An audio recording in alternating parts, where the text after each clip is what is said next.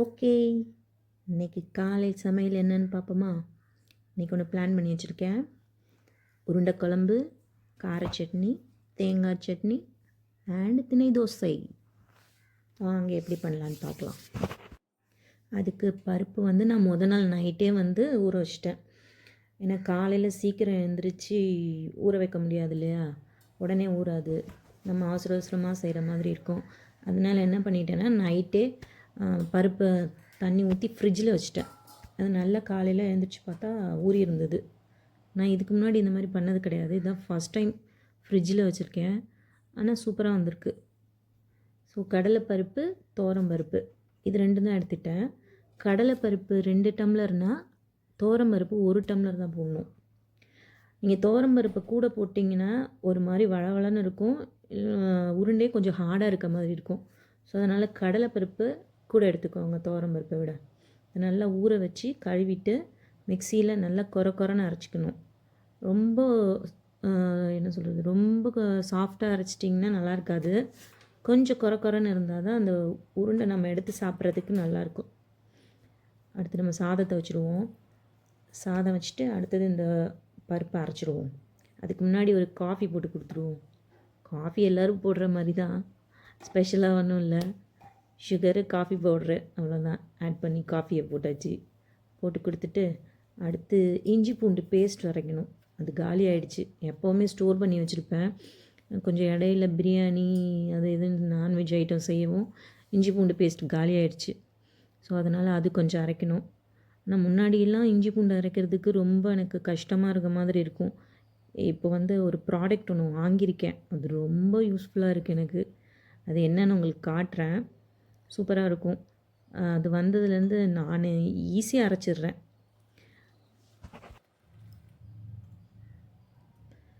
எல்லாருக்குமே இஞ்சி பூண்டு பேஸ்ட் அரைக்கணுன்னாலே ஒரு பெரிய வேலை மாதிரி இருக்கும். எனக்கு அந்த மாதிரி இருக்கும். எல்லாருக்கும் அப்படி இருக்கான்னு தெரியல, ஆனால் எனக்கு அப்படி இருக்கும். இந்த இந்த இந்த ப்ராடக்ட்னால தான் அது எனக்கு கொஞ்சம் யூஸ்ஃபுல்லாக இருக்க மாதிரி இருக்குது. பாருங்கள், அது பிடிச்சிருந்தா வாங்கிக்கோங்க. ஃபஸ்ட்டு இஞ்சி கொஞ்சம் சீவிப்போம். சீவிட்டு அதுக்கப்புறமேட்டு பூண்டை எப்படி உரிக்கிறேன்றதை பாருங்கள்.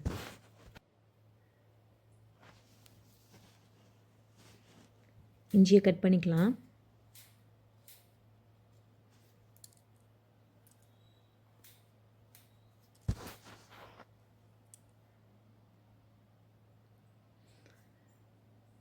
இப்போ பாருங்கள், இதுதான் அந்த ப்ராடக்ட்டு. இது ஆல்ரெடி நீங்கள் பார்த்துருப்பீங்க. நான் இது ஒரு 2 மாதமாக யூஸ் பண்ணிகிட்ருக்கேன். சூப்பராக இருக்குது.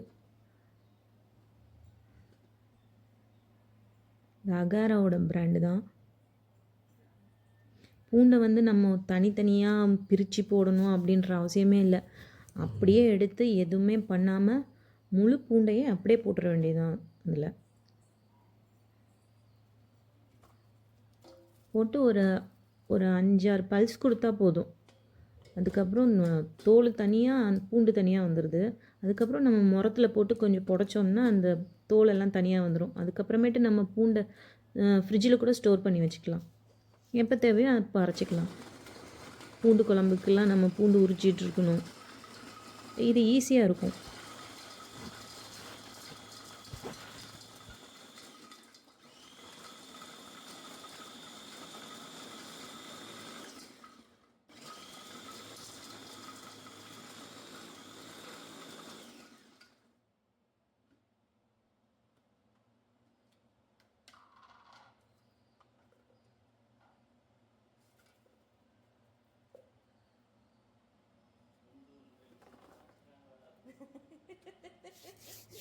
இங்கே பாருங்கள் எவ்வளோ அழகாக வந்துருச்சுன்னு. தோல் தனியாக பூண்டு தனியாக வந்துருச்சா? இப்போ யூஸ் பண்ணுறது எவ்வளோ ஈஸி.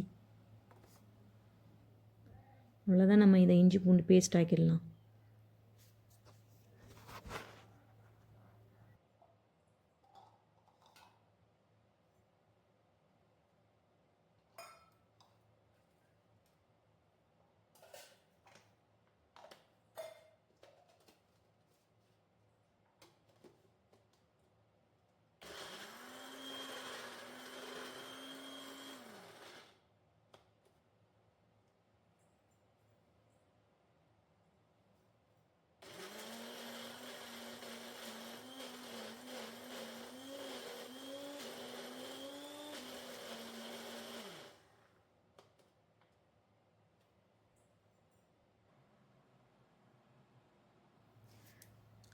சாதம் நல்லா கொதிச்சிட்ருக்கு. சாதத்தை சிம்மில் வச்சுட்டு அடுத்தது நம்ம இந்த பருப்பை எப்படி அரைக்கிறோன்னு பார்க்கலாம். பருப்பை தண்ணி இல்லாமல் சுத்தமாக வடிகட்டிட்டு சின்ன ஜாரில் போட்டுக்கோங்க. சின்ன ஜாரில் போட்டால் கொஞ்சம் ஈஸியாக அரைச்சிடும். போட்டு ஒரு ஒரு 2 பல்ஸ் 3 பல்ஸ் அவ்வளோதான். ரொம்ப ஃபுல்லாலாம் கொடுக்க வேண்டாம். ஃபுல்லாக கொடுத்தீங்கன்னா ரொம்ப நைஸ் ஆகிடும், அப்போ நல்லா இருக்காது. சும்மா ஜஸ்ட்டு அவ்வளோதான்.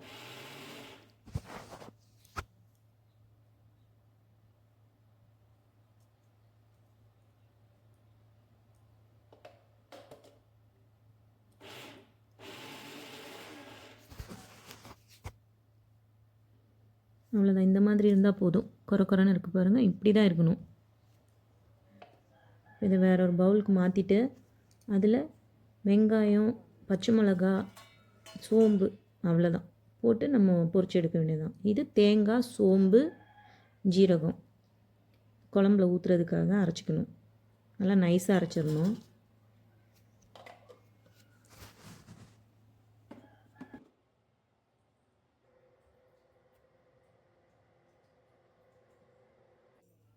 அப்படியே வாங்க வெளியில் போய் எங்கள் ஊர் எப்படி இருக்குதுன்னு காட்டுறேன்.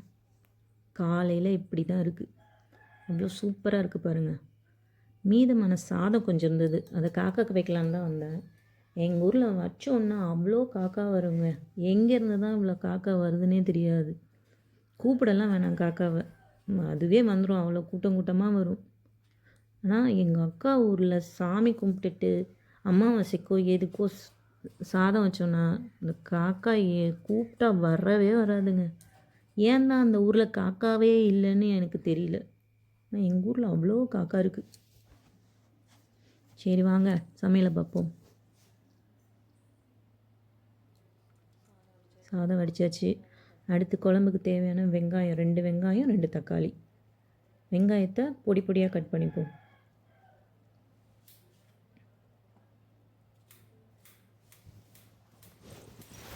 தக்காளி மட்டும் நான் நீல வாக்கில் தாங்க கட் பண்ணுவேன்.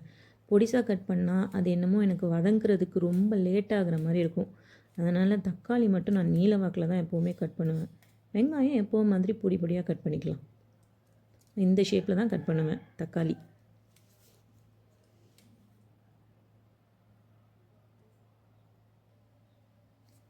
இந்த பருப்பில் கட் பண்ண அந்த வெங்காயத்துலேருந்தே கொஞ்சம் போட்டால் போதும், நிறைய போடணுன்னு அவசியம் இல்லை.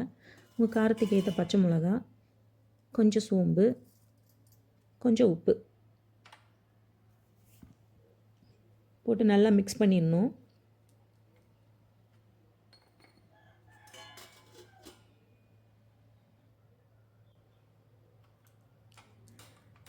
ஒரு ஸ்டவ்வில் குழம்புக்கு நம்ம கடாய் வச்சிடலாம். இன்னொரு பக்கத்து ஸ்டவ்வில் நம்ம இதை பொரிக்கிறதுக்கும் வச்சிடலாம் கடாயை. அப்போ தான் சேம் டைமில் நம்ம செஞ்சு முடிக்க முடியும். எண்ணெய் ஊற்றி பட்டை, கிராம்பு, அன்னாசிப்பூ, கல்பாசி இதெல்லாம் கொஞ்சம் கொஞ்சம் போட்டுக்கலாம். அப்புறம் இந்த பாக்ஸ் ரொம்ப சூப்பராக இருக்குங்க. இந்த ஒரே பாக்ஸில் நம்ம எல்லா வகையான பட்டை வகைகள் எல்லாமே வச்சுக்கலாம். தனித்தனி பாக்ஸில் போட்டுட்டு நம்ம இதை ஒன்று ஒன்றா எடுத்து வைக்கிறது ரொம்ப சிரமமாக இருக்குது. இது நான் யூஸ் பண்ணதுலேருந்து நல்லா இருக்குது. சோம்பு கொஞ்சம் போட்டுப்போம்.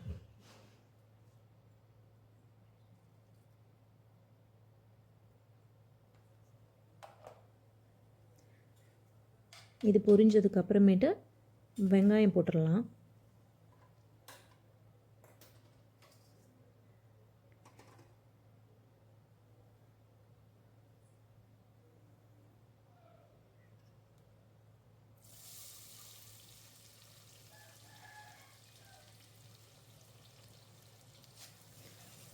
வெங்காயம் நல்லா வதங்கணும்.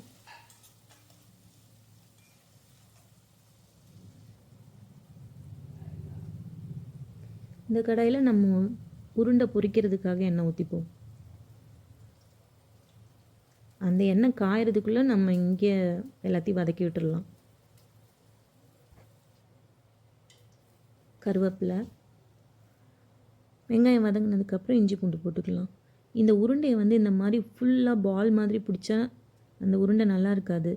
கொஞ்சம் அன்ஷேப்பாக இருக்கிற மாதிரி பிடிச்சி போட்டிங்கன்னா கொஞ்சம் நல்லாயிருக்கும்.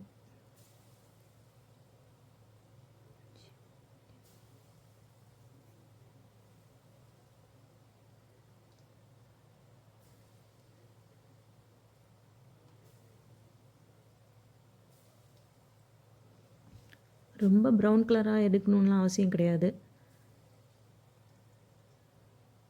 ஓரளவுக்கு வெந்திருந்தால் போதும்.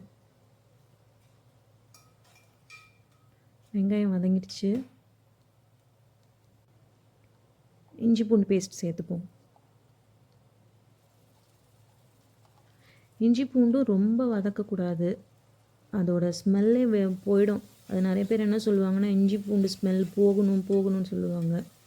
போகிறதுக்காக நம்ம போடலையே, இஞ்சி பூண்டோட வாசம் அதில் இருக்கணும்ல. ஸோ அதனால் நான் எப்போவுமே ஒரு 2 செகண்டில் போட்டுருவேன், 3 செகண்டில் தக்காளியை போட்டுருவேன். அது ரெண்டும் சேர்ந்து வதங்கும் போது ரொம்ப நல்லாயிருக்கும். தக்காளி வதங்கிறதுக்கு கொஞ்சம் உப்பு போட்டுக்கலாம்.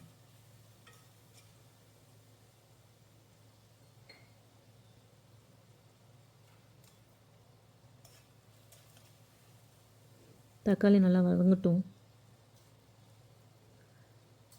அதுக்குள்ளே உருண்டை நல்லா வெந்துருச்சு, அதை எடுத்துடலாம் நம்ம.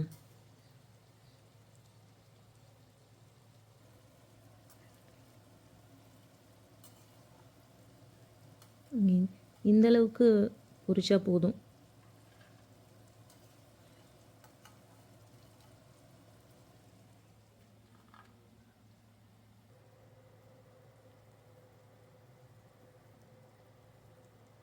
மிளகாத்தூள், தனி மிளகாத்தூள் தான் அது, இது காஷ்மீரி மிளகாத்தூள், கொத்தமல்லி தூள்,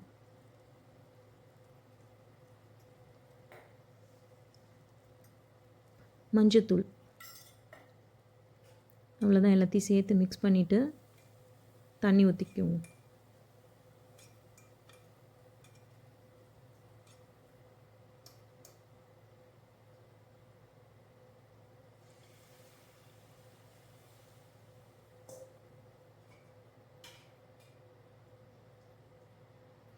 இது வந்து பருப்பு அரைச்ச தண்ணி. இது கொஞ்சம் ஊற்றினோன்னா குழம்பு கொஞ்சம் திக்காக இருக்க மாதிரி இருக்கும். அடுத்த ஒரு விஷயம் என்னென்னா, உருண்டை குழம்புக்கு எப்போவுமே தண்ணி கொஞ்சம் ஜாஸ்தியாக தான் வைக்கணும். கொஞ்சம் குழம்பு தண்ணி மாதிரி இருந்ததுனா தான் அந்த உருண்டையை நம்ம பொரித்து போடும்போது அது எல்லாம் அப்சர்வ் பண்ணி கரெக்டான அளவுக்கு வரும். நீங்கள் வைக்கும் போதே திக்காக வச்சிட்டிங்கன்னா குழம்பே இல்லாத மாதிரி ஆகிடும் உருண்டை போட்டதுக்கு அப்புறமேட்டு. அடுத்து நம்ம தேங்காய், சோம்பு, ஜீரகம் அரைச்சிருந்தோம் இல்லையா, அதையும் ஊற்றிக்கிறோம். இந்த ஊற்றி நல்லா கொதிக்கட்டும்.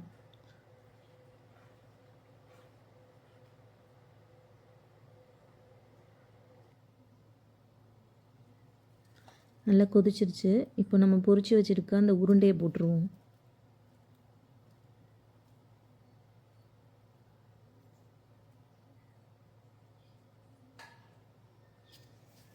எல்லோரும் உருண்டை குழம்புனா புளிக்குழம்பு மாதிரி வைப்பாங்க. அது எதுவும் எனக்கு டேஸ்ட் அது பிடிக்காத மாதிரி இருக்கும் எனக்கு. இது மட்டன் குழம்பு டேஸ்ட்லேயே இருக்கிறதுனால சூப்பராக இருக்கும். இது கொத்தமல்லி கட் பண்ணி போட்டுக்கலாம். அவ்வளோதாங்க. ஆஃப் பண்ணி மூடி வச்சிடணும், கொதிக்க விடக்கூடாது.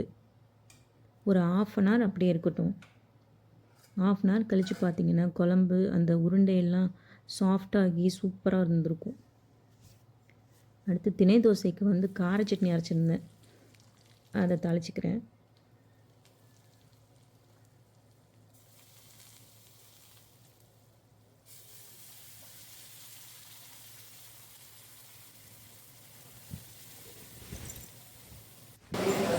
அரிக்குட்டிக்கு வா,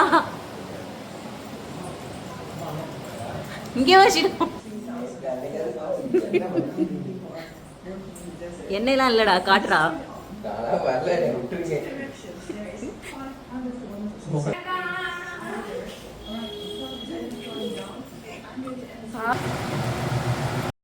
என்ன தோசைமா? திணை தோசை. கார சட்னி, ஸ்டூலுக்கு உருண்டை குழம்பு.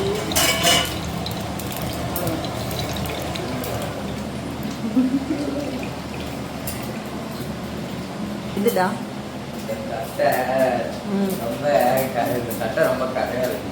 இது போடு போயிடும். இல்லையா இது கொஞ்ச நேரம் இதை இப்படி போட்டு எவ்வளோ ஊற்றி அவ்வளோதான் போட்டு கொஞ்ச நேரம் ஊற வை. போயிடும். போயிட்டு நல்லா தேய். என்ன கரடா இது? எல்லா வேலையும்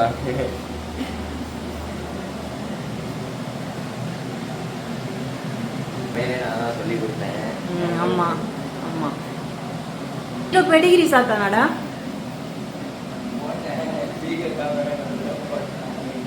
போடுறா ஷீரோக்கு இன்னொரு தடவை போட்டு காக்காக்கும் போடுறான்.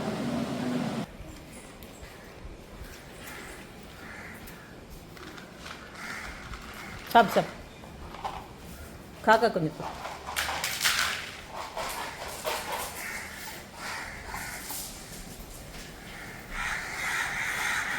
நம்மூர் காக்கா தான்டா பெடிகிரி சாப்பிடும்.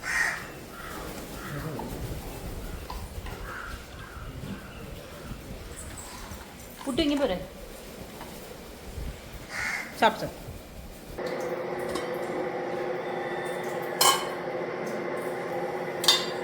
திணை தோசை மாவு. இன்னைக்கு திணை தோசை தான் ஊற்ற போகிறேன். நல்லா பொங்கி வந்துருக்கு.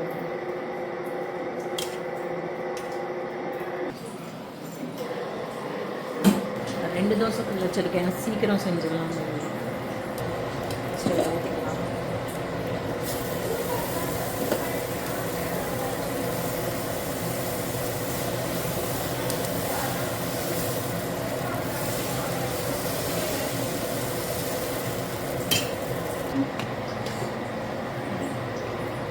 கொஞ்சம் நெய்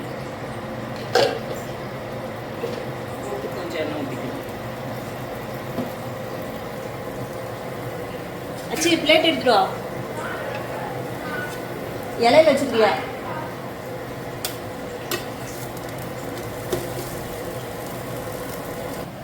அச்சுமா தோசை ரெடி.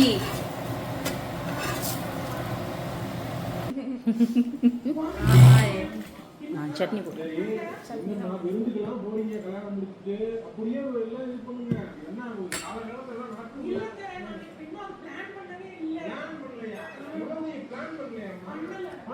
அவ்வளோதான். கார சட்னி, தேங்காய் சட்னி, திணை தோசை.